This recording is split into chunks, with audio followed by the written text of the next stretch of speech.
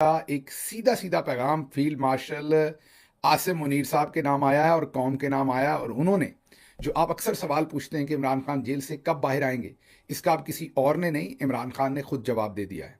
इस पर बात करेंगे। उसके बाद आपके सामने हम रखेंगे कि क्या फील्ड मार्शल साहब अब फील्ड मार्शल रहेंगे या अनकरीब वो सदर या कोई और ओहदा ले लेंगे, क्योंकि शायद अब ये उनकी जिद नहीं, मजबूरी बन गई है। मजबूरी क्या है वो आपके सामने रखेंगे। फिर हमने कल आपके सामने करीना कपूर साहबा की फिल्म का एक डायलॉग रखा था, जो जब भी मेट में उन्होंने बोला था कि मैं तो खुद ही अपनी फेवरेट हूँ। लगता है कि वो फिल्म हमारी बहुत ही मोहतरम जस्टिस हलाली साहबा ने भी देख ली है, सुप्रीम कोर्ट में भी वही मामला पहुंच गया है। इसके साथ साथ हमें मुन्ने मुनीब ने बताया है कि जो आसिम मुनीर और उनके साथी जनरल्स हैं वो इमरान खान से सख्त नफरत करते हैं। जी हाँ, ये उनकी लेटेस्ट स्टेटमेंट है जो इस वक्त सोशल मीडिया पर चल रही है। अब ज़रा सबसे पहली खबर की तरफ चलते हैं, क्योंकि और भी कुछ खबरें हैं जो इस व्लॉग में कवर करेंगे। लेकिन उससे पहले आपको याद करवा दें, अगर आपने अभी तक हमारा व्हाट्सएप चैनल ज्वाइन नहीं किया तो ज़रूर कीजिए। 1,04,000 के करीब लोग इस चैनल को ज्वाइन कर चुके हैं। जैसा कि मैंने पहले बहुत दफ़ा आपको बताया कि जब आप इस चैनल को ज्वाइन करते हैं तो आपकी कॉन्फिडेंशियलिटी जो है वो कंप्रोमाइज़ नहीं होती। ना मुझे पता चलता है कि आपने ये चैनल ज्वाइन किया है, ना ही चौधरी साहब को। व्हाट्सएप इस डाटा को रिवील नहीं करता, तो आप बिल्कुल कंफर्टेबली इसे चैनल को ज्वाइन कीजिए। चौधरी साहब आप तक एक्सेस इसमें नहीं कर सकते। और अगर आपने पहले से ज्वाइन कर लिया है या अभी करने लगे हैं तो ऊपर एक बेल आइकन है, एक घंटी का निशान है, उसको ज़रूर दबाइएगा, क्योंकि बाय डिफ़ॉल्ट उसके ऊपर क्रॉस लगा हुआ है, जिसका मतलब है कि उस चैनल पर जो भी कोई मैसेज आएगा वो आप तक नहीं पहुंच पाएगा। जब आप उस बेल आइकन को ऑन कर देंगे, उस पर लगे हुए क्रॉस को, कांटे को ख़त्म कर देंगे, तो मैसेजेस आपको पहुंच सकेंगे। इसका लिंक जो है वो अभी भी स्क्रीन पर आपको दिखा रहे हैं ऊपर, और उसके बाद आखिर पर इस व्लॉग की स्क्रीन पर भी आएगा, और डिस्क्रिप्शन में और कमेंट सेक्शन में भी इसका लिंक पड़ा होगा, वहां से भी आप इस व्हाट्सएप चैनल को ज्वाइन कर सकते हैं। अब चलते हैं ज़रा पहली खबर की तरफ। और पहली खबर मैंने आपको बताया कि इमरान खान साहब ने आपके उस सवाल का जवाब दे दिया है जो आप सब पूछते हैं कि उन्होंने जेल से कब आना है। उन्होंने ये कहा है कि मैं गुलामी और बैत करने को, आज की जो यजीदियत है उसके हाथ पर बैत करने को तैयार नहीं हूं, भले मुझे सारी उम्र जेल में रहना पड़े। आप अक्सर पूछते हैं कि इमरान खान ने जेल से बाहर कब आना है। अब इसके दो तीन जवाब हैं। पहला जवाब तो यह है कि इमरान खान ने डील करके नहीं आना। अगर वो डील कर लें तो आज शाम को जेल से बाहर आ जाएं। क्या उनकी ज़िंदगी वहाँ आसान है? हमारे जो दोस्त बाहर आके कहते हैं इमरान खान पहले से भी फ्रेश लग रहे थे, तरोताज़ा लग रहे थे, वो ठीक है, वो इमरान खान ऐसे लग रहे थे तो वो कहते हैं, लेकिन जेल के अंदर जो उनको मसाइब है वो पाकिस्तान के किसी पॉलिटिकल प्रिजनर को इस तरह पहले मसाइब का वो शिकार नहीं रहे। उसकी वजह यह है कि जितने भी पहले वाले दुश्मन थे वो इतने कमजर्फ नहीं थे। अब वाला दुश्मन तो औरतों के लिए पंखे बंद करता है, बिजली बंद करता है। बुशरा बीबी का जो सेल है उसकी सारी सारी रात बिजली बंद रखी जाती है ताकि इमरान खान को तो नहीं तोड़ सके, अब घर की खवातीन को तोड़ें और फिर इमरान खान से डील करवाएं। एक ही चीज़ बाहर दिखाने का मकसद है कि आपका लीडर, क्योंकि पूरी, मैं आपको बार बार ये कहता हूं कि 77 साल में हमारे जो जनरल साहबान हैं उन्होंने एक ही कुलिया आजमाया है कि जो भी पॉलिटिकल लीडर आया है उसको सबसे पहले नकम्मा साबित किया है, उसके बाद उसे नकम्मे के साथ साथ करप्ट साबित किया है, उसके साथ करप्ट के साथ साथ उसे बुज़दिल साबित किया है, बुज़दिली के बाद तीसरी चीज़ उसको जो साबित की है वो उसकी हुब्बुल वतनी पर सवाल उठाएं, उसे रॉ का CIA का एजेंट बनाया, फातिमा जनाह को भी नहीं छोड़ा था, उनके बारे में भी ये सब कुछ किया था।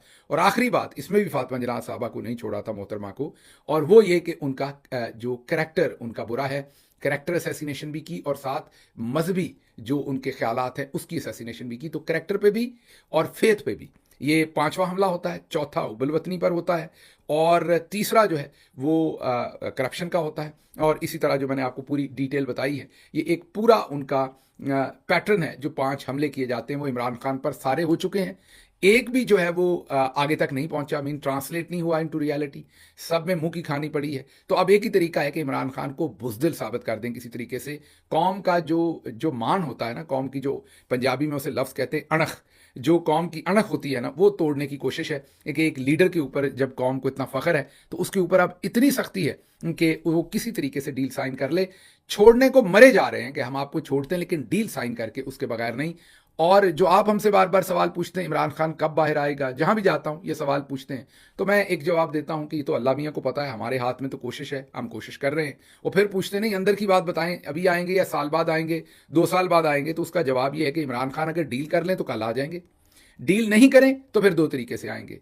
या अल्लाह मियाँ जनरल साहब का कोई इलाज करे, उनको उनको अकल आ जाए, उनको समझ आ जाए, या कोई और अल्लाह अल्लाह की तरफ से कोई इंटरवेंशन हो जाए, अल्लाह तो फिर अल्लाह है, और उस वजह से या आपको बाहर निकलना पड़ेगा, जो आपका आइनी हक है, कानूनी हक है, आइन के अंदर रह के आपको एहतजाज करना पड़ेगा। तो अगर आप करेंगे तो तब इमरान खान बाहर आएंगे। ये सिर्फ घर में बैठ के ये सवाल पूछने से कि इमरान खान कब बाहर आएंगे, अच्छा सिर्फ ये, अब आप कहेंगे कि गिल साहब आप कौन सा बाहर निकले हुए हैं, आप बाहर बैठे हुए हैं, तो मेरी तरह आवाज़ ही उठाना शुरू कर दें, इतना काम शुरू कर दें, नेम और शेम करें। ये फॉर एग्जाम्पल जो 5 जजेस अभी मखसूस नशस्तों के ऊपर डाका मार रहे हैं, इससे पहले मिलिट्री कोर्ट्स के, इनके रिश्तेदार ढूंढे, उनको फ़ोन करके बताएं कि ये लोग किस तरह के हैं और आप इनके बारे में क्या सोचते हैं। गंदी गाली गलोच ना कीजिए, क्योंकि इसमें खवातीन भी हैं, बुजुर्ग भी हैं, लेकिन इनका जो असल किरदार है वो ज़रूर उन लोगों को बताइए। और जब आप इन लोगों की शादियों का बाइकआउट करेंगे, ये तमाम जो रजीम में शामिल है, जब आप लोग इनका सोशल बाइकआउट करेंगे, अगर आप ये समझते हैं कि इमरान खान हक पे खड़ा, अगर आप समझते नहीं खड़ा, तो फिर आप बिल्कुल कुछ ना कीजिए। फिर आप अपनी ज़िंदगी बिल्कुल वो जो अबरारुल हक साहब वहाँ पर माजरत के साथ कर रहे थे ना, बेहिसी, वही आप कीजिए कि आप वहाँ पर टपूसनियाँ मारिए और नाच गाना कीजिए, और उसका जो भी फ़ायदा मिलता है वो लीजिए, या जो जो काम भी को कर रहा है वो कीजिए।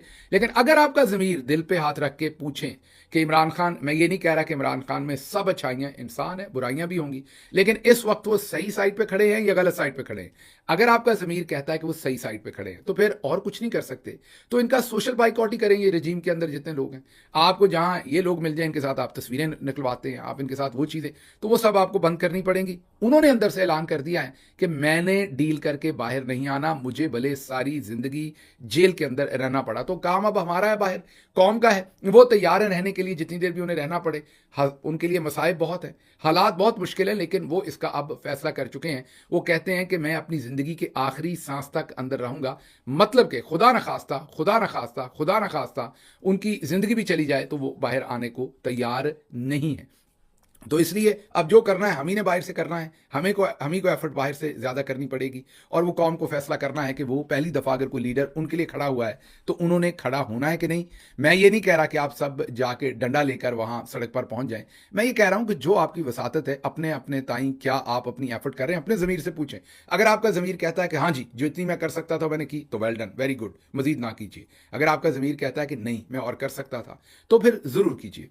अच्छा जी, इमरान खान ने यह भी कहा है कि जो विकेट के दोनों तरफ खेल रहे हैं, जो उनको भी राजी रखते हैं, हमें भी राजी रखते हैं, इमरान खान साहब को पता है, हमें भी पता है, सबको नजर आ रहे हैं, किसी को भुलेखा नहीं है। उनका भी इलाज उन्होंने कहा मैंने करना है। उन्होंने कहा मैं अनकरीब इलेक्शन करवाना चाहता हूं, वर्कर को ऊपर लेके आना चाहता हूं, मैं अपने वर्कर को जो है वो ओहदे देना चाहता हूं। वर्कर को जब तक ओहदे नहीं देंगे मामला नहीं चलेंगे।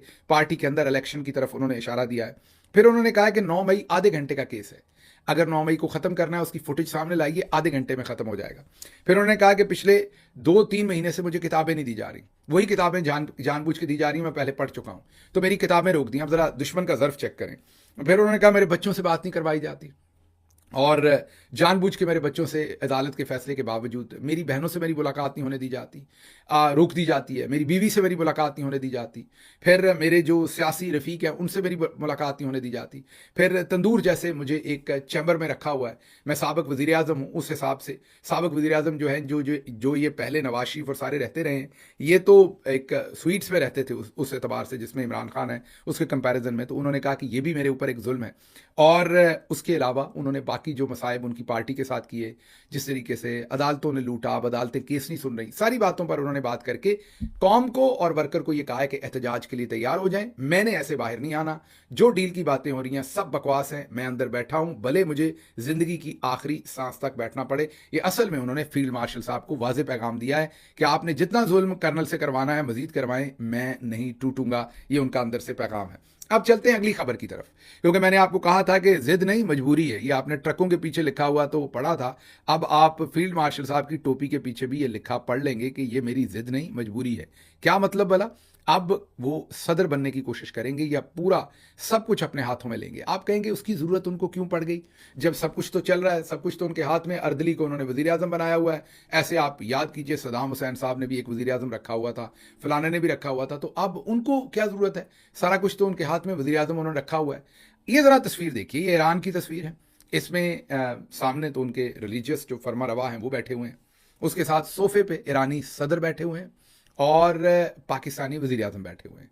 अब ये दोनों ओहदे में बराबर है। इस तरफ लंबी लाइन के अंदर आप देखिए तो वुज़रा बैठे हुए हैं सारे, उन्हीं वुज़रा के अंदर आर्मी चीफ को बिठाया गया। हमारी तरफ से शायद अगर मैं गलत नहीं तो मुझे कोई नज़र नहीं आया, या हो सकता है मैंने ओवरलुक कर दिया हो। बहरहाल आर्मी चीफ हमारे आर्मी चीफ उनके वुज़रा के बराबर बैठे हुए हैं। ये सूरत हाल है वहाँ से। अब आपके लिए, क्योंकि आप ज़ाहिर हर बंदे का प्रोफेशन है, जैसे जब मैं पाकिस्तान गया तो मुझे यही समझ आई कि पाकिस्तान में मसलन मैं एक बहुत बड़े स्कॉलर की बात करता हूँ जिसका आप सब बड़ा एहतराम करते हैं, आज भी करते हैं, अभी भी करते हैं, बंदे भी वो अच्छे हैं, बुरे नहीं, अच्छा लिखते हैं, अच्छा बोलते हैं।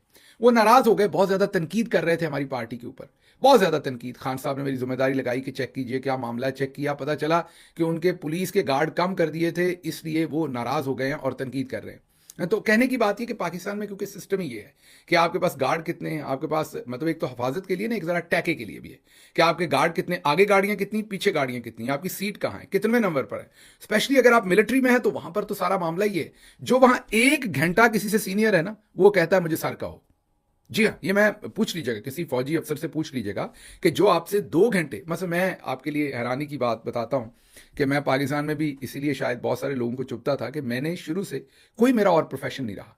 मतलब मैंने कभी 1 घंटा भी कोई और नौकरी नहीं की जब तक कि मैं 2018 में इमरान खान साहब को मैंने सियासत में ज्वाइन नहीं कर लिया। उससे पहले जो भी मैंने काम किया वो मैंने यूनिवर्सिटी प्रोफेसर के तौर पर ही काम किया, कोई और काम मैंने नहीं किया। ये मैं कोई अपनी बढ़ाई नहीं कह रहा, मुझे चांस नहीं मिला, हो सकता मुझे चांस मिलता तो मैं और काम करता। शुरू से मैं इसी प्रोफेशन में आ गया।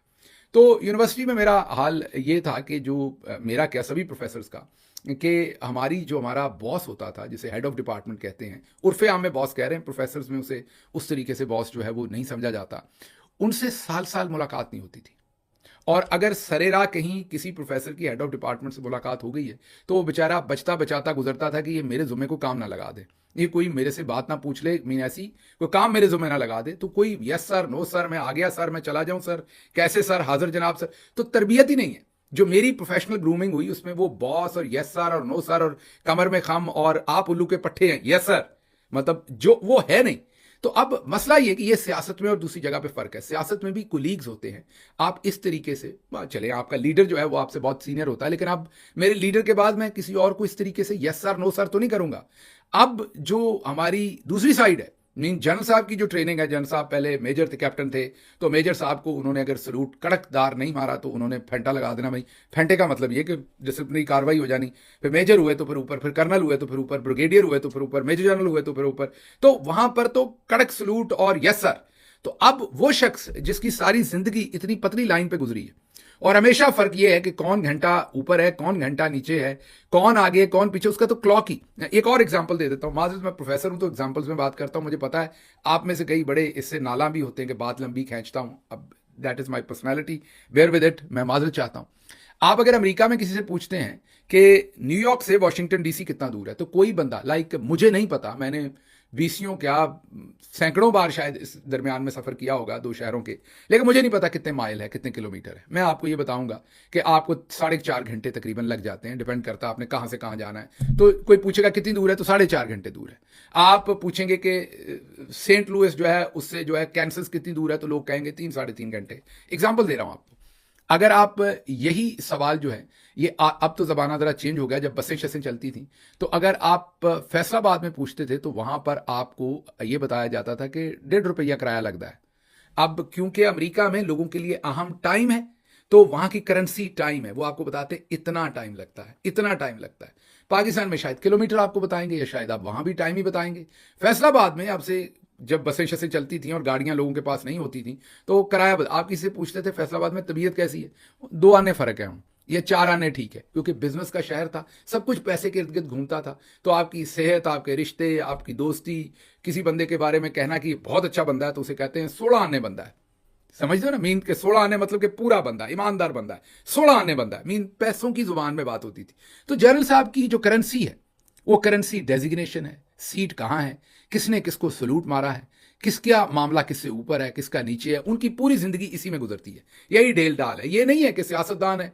वो मैं जेल से निकला तो हमारी पंजाब में गवर्नमेंट थी, तो उस वक्त पुलिस जो है, प्रोटोकॉल कह लें, सिक्योरिटी कह लें, उसके लिए गाड़ी उन्होंने आगे लगाई हुई थी। अमेरिका से हमारे एक दोस्त हैं रांझा साहब, वो मेरे साथ थे जेल से जब निकले गाड़ी में, तो उन्होंने कहा कि गिल साहब अल्लाह ने बड़ा करम किया है, बाहर निकले, देखें आप पुलिस फिर आपको प्रोटोकॉल दे रही है। मैंने कहा इसको रांझा साहब सीरियस नहीं लेना, अभी जेल में यही पुलिस हमारे पीछे थी, मीन पीछे पड़ी हुई थी और हम आगे थे, अभी जेल से बाहर निकले तो ये पुलिस आगे है। तो सियासतदान या दूसरे लोग जो है उनकी जिंदगी में ये उतार चढ़ाव रहते हैं। जो हमारे जनरल साहबान हैं उनको एक डेजिग्नेशन पर जब आ जाते हैं तो वो, क्योंकि जब वो खुद नीचे होते हैं तो ऊपर वाले उन्हें अपने से बहुत जूनियर, इंफीरियर, जो भी वर्ड आपने कहना है, अपने आप को सुपीरियर वो ट्रीट करते हैं। जब वो खुद पहुंचते हैं तो ट्रेनिंग ही क्योंकि वो ही होती है, तो वो नीचे वाले को वैसे ही सोचते हैं कि यार ये जैसे मैं इंफीरियर होता था ना, ये सारे भी इंफीरियर हैं। तो अब जनरल साहब की मजबूरी है उस सोफे पे बैठना, जिद नहीं मजबूरी है। अब उन्होंने शहबाज शरीफ की, अब शहबाज शरीफ को इधर बैठाना है, खुद उन्होंने उधर बैठना है। बस इतना फर्क है और कोई फर्क नहीं, काम उनके सारे हो रहे हैं, डंडा उन्हीं का चल रहा है, लेकिन सीट का मसला बन रहा है ये बार बार। तो आप देखेंगे कि ये 2-4 दफा देखेंगे, फिर अपने अर्दली को कहेंगे कि चल भाई इधर आ जा, इधर ये मिनिस्टर्स वाली जगह पे। अब अगर सदाम हुसैन वाला मॉडल आप टर्न कर लें, आप समझे कि सदाम हुसैन वाला मॉडल पाकिस्तान में इस टाइम आ जाए, तो फिर जनरल साहब उधर बैठे होंगे सदर के बराबर, और हो सकता है जनरल साहब मजहबी पेशवा के बराबर बैठ जाएं फिर, अगर सदाम हुसैन वाला मॉडल आ जाए। और वजीर आजम साथ लेके गए होंगे, क्योंकि वजीर आजम से फिर ऊपर होंगे, हेड ऑफ स्टेट जनरल साहब होंगे, तो फिर वो वहां बैठेंगे। तो ये कहां बैठना है, क्योंकि उनका बचपन से उनकी मैं बुराई नहीं बता रहा, दिस वे मैकेनिज्म ही उनका पूरे का पूरा ये है। तो अब उनकी ये मजबूरी बन रही है, तो आने वाले दिनों में आई कुड सी कि वो अब मूव करेंगे, पावर को ग्रैब करने की कोशिश करेंगे। अच्छा जी, अब पाकिस्तान तहरीक इंसाफ की जो मखसूस नशिस्तें हैं वो छीनने की मुकम्मल तैयारी है। आपको पता है सुप्रीम कोर्ट के एक बेंच ने फैसला दिया और कहा कि ये नशिस्तें पाकिस्तान तहरीक इंसाफ की हैं। पाकिस्तान तहरीक इंसाफ के 39 या 40 MNAs को कहा जो आज़ाद थे कि जाएं आप PTI को ज्वाइन कर लें। उन्होंने सुप्रीम कोर्ट की डायरेक्शन पर जाकर PTI को ज्वाइन कर लिया और उस बिना पर उन्हें मखसूस नशिस्तें अलॉट हो गई। अब उन्होंने क्या किया, चौधरी साहब ने तो देनी नहीं, तो चौधरी साहब ने वो बेंच ही फारिग कर दिया। जिस बेंच ने ये फैसला सुना था, हमेशा जब उस केस की नजरसानी अपील होती है तो वही जजेस सुनते हैं, उन्होंने वो सारे जजेस बाहर निकाल दिए, नया बेंच बना दिया है। अब वो बेंच तरह तरह के सवाल कर रहा है, वो पूछ रहा है PTI थी जो दूसरी जमात थी, जो सुन्नी जो है वो तहरीक वो थी या नहीं, या इत्तेहाद कौंसिल वो थी या नहीं, वो इलेक्शन में नहीं थी, सीटें कैसे दे दी, इसको कैसे दे दी, उसको कैसे। वाज़ेह नजर आ रहा है कि जजेस जो है उनको चौधरी साहब ने कह दिया है, वो भी अपना टाइम पूरा कर रहे हैं। और वहां पर हमने एक और चीज देखी, हमने कल आपको बताया था कि जब वी मेट फिल्म है, करीना कपूर साहबा ने कहा था कि मैं अपनी फेवरेट हूं। क्या कहा था, सुन ले एक बार। तुम अपने आप को बहुत पसंद करती हो ना? बहुत, मैं अपनी फेवरेट हूँ। सुन लिया आपने मुस्कुराहट भी देखी होगी करीना कपूर साहबा की। अब यही चीज़ हमारी बड़ी बहन है, मोअज़्ज़ज़ है, जज भी हैं, तो हम उनकी तहकीर नहीं कर रहे, सिर्फ तनकीद कर रहे हैं, तो इसलिए इसको तहकीर ना समझिएगा। तो जो जस्टिस हलाली साहबा हैं वो अब सुप्रीम कोर्ट में यही कर रही हैं, वो जानबूझ के उल्टा सवाल पूछती हैं और फिर चीज़ें लेती हैं, हंसती हैं, मुस्कुराती हैं, लज्जाती हैं, शर्माती हैं, अटकेलियां करती हैं। मुझे ऐसे ही लगा कि जब भी मेट की शूटिंग हो रही है, जरा देखिए। एंड देन फिर सुप्रीम कोर्ट ने अपने फैसले में कहा कि नहीं, आप वापस आओ, you are a political party, और आप what the Supreme Court holds in the short order, and the short order is at page. आपने देख लिया, नो कमेंट्स। अगर आप हलाली साहबा को जानते हैं तो जरूर उन्हें खत लिखिए। बिल्कुल, एक तो वो खातून है, दूसरा वो जज हैं, तो मुहज़्ज़ब रहिए, तहजीब के दायरे के अंदर उनको ये बताइए कि आप ये बहुत बुरा किरदार अदा कर रही हैं पाकिस्तान की तारीख में। अगर उनके रिश्तेदारों को जानते हैं तो उनको भी अपना ये पैगाम जरूर पहुंचाइए। अगर आप ये नेम और शेम नहीं करेंगे, ये ज़हन में रखिए, और आपके पास कोई हल नहीं है। ये मैंने आपको 1 साल पहले भी कहा था, ये जब तक आप लोग नहीं करेंगे इन लोग, और तो आप कुछ कर नहीं सकते। अल्लाह का इन्हें डर नहीं है। अल्लाह का डर हो तो इमरान खान के साथ, उसकी बीवी के साथ, उसकी बहनों के साथ, यास्मीन राशिद के साथ ये सलूक करें, तो खुदा का डर तो है नहीं। इन्होंने अपनी इंटरप्रिटेशन खुद ही कर ली हुई है, मजहब की, खुदा की। इन्होंने अपने आप को तसल्ली, जाहिर है जो भी जुल्म करता है उसने कोई, अब आप देखें ना, अगर खुदा का डर हो तो गजा में ये सब कुछ हो, तो उन्होंने अपनी इंटरप्रिटेशन की हुई है। जो भी वो जुल्म कर रहे हैं तो इन्होंने की हुई है इंटरप्रिटेशन। दूसरा, कानून इनके घर की बांधी है, वो इन्होंने देख लीजिए सुप्रीम कोर्ट में क्या हुआ, बेंच ही बदल दिए, अदालतें ही बदल दी, जज ही बदल दिए, सब कुछ चेंज कर दिया। तो अदालत का तो एक ही चीज रह गई आपके हाथ में, नेम एंड शेम। आप अब सोशल प्रोटेस्ट कर सकते हैं, सोशल बाइक, इनकी शादियों में जाना बंद करें, इनके ऊपर तनकीद करें, इनके जो शादी हॉल है वो इस्तेमाल करना बंद करें। ये सारी चीजें करेंगे तो अब कुछ होगा मामला, उसके बगैर काम आपका नहीं होगा। ये कौमी तौर पर आपको सोचना पड़ेगा। अदरवाइज जैसे मैंने कहा, अगर आपको लगता है कि यार हम क्यों करें ये सारा कुछ, और इमरान खान ने हमारे लिए कुछ नहीं किया, और इमरान खान हक पे नहीं खड़ा, अगर आपका ये ज़मीर कहता है, फिर आप बिल्कुल ठीक है, तुन के रखें जो काम कर रहे हैं, फिर आपको कुछ करने की जरूरत नहीं है। तो सीटें कोई नहीं देनी चाहिए इन्होंने। मंदोखेल साहब के भी वही रिमार्क्स हैं, जस्टिस मोहम्मद अली मजहर के भी वही हैं, जस्टिस शाहिद बिलाल था, नाम ही काफ़ी है उनका, तो नाम सुन के ही मैं पता है उन्होंने पीटीआई को कुछ नहीं देना। तो अब इन्होंने ये सीटें छीननी है, मुझे नहीं पता इतना टाइम क्यों ज़ाया कर रहे हैं, लेकिन बहरहाल वहाँ पर ये सारा काम जो है वो चल रहा है। अच्छा जी, अगली खबर जो है वो मुनीफ फारूक साहब की है। उन्होंने कहा है कि जो टॉप मिलिट्री जनरल्स हैं उन्हें इमरान खान से सख्त नफरत है। उन्होंने कहा फौजी क़यादत को इमरान खान से नफरत है। ये मैं तज्जिया नहीं दे रहा, ये मैं खबर दे रहा हूँ। दूसरे लफ्जों में वो ISPR साहब का बयानिया दे रहे हैं। कल को इन्होंने मुकर जाना है कि हम सियासत नहीं करते, हमारा सियासत से कोई लेना देना नहीं। आज अपने टाउट्स के थ्रू एक हमारा जो कौमी इदारा है उसके अंदर चंद बैठे हुए लोग चॉइस कर रहे हैं कि किस पॉलिटिकल पार्टी से उन्हें नफरत है और किससे नहीं है। और गौर कीजिए, और उसके साथ साथ इन्हें कौमी यकजहती भी चाहिए। गौर कीजिए हमारी ख्वाहिशें क्या क्या हैं और हम क्या क्या चाहते हैं। अच्छा जी, OIC का जो इस्लामिक जो कंट्रीज़ हैं उनकी जो एक फोरम है, उनका इजलास जकार्ता में हुआ। पाकिस्तान की कश्मीर पर भारत मुखालफ तजवीज़ नाकाम। इंडोनेशिया, मिस्र और बहरीन ने मुखालफत की।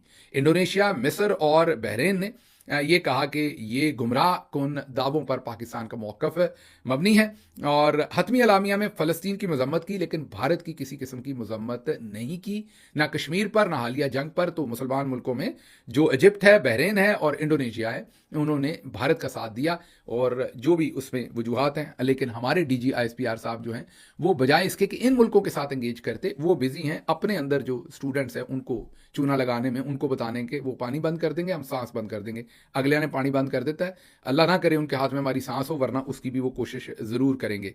खबरें और भी थी, लेकिन मुझे यहाँ से इजाज़त दीजिए। अल्लाह आपका हामी और नासिर हो। पाकिस्तान जिंदाबाद।